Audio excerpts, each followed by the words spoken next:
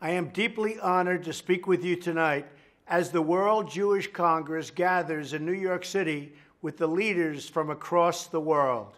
First, I want to thank Ronald Lauder, not only for his many years of friendship, and he truly has been my good friend.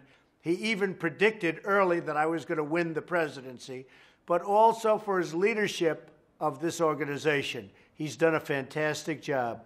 Today, we're reminded of this organization's long and heroic history fighting for the Jewish people. Your brave leaders warned the world of the planned atrocities that sought to extinguish an entire people.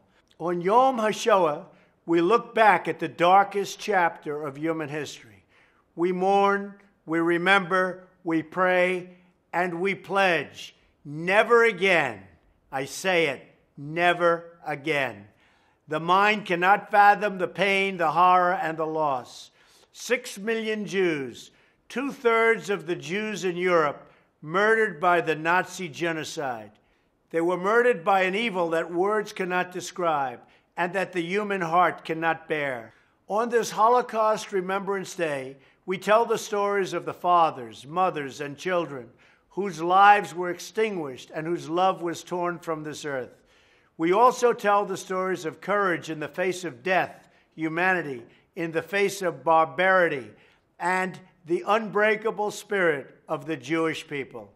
Today, only decades removed from the Holocaust, we see a great nation risen from the desert, and we see a proud Star of David waving above the state of Israel.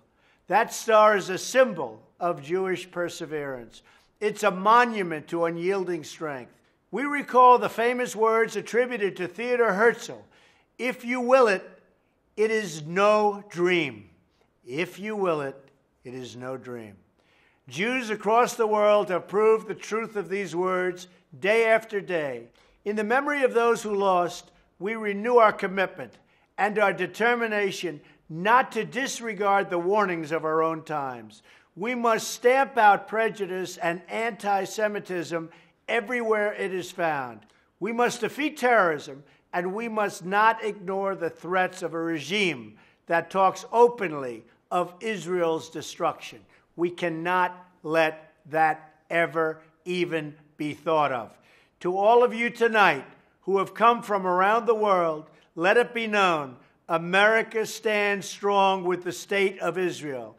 The meaning of that state for so many is captured by the words of a German Jewish musician.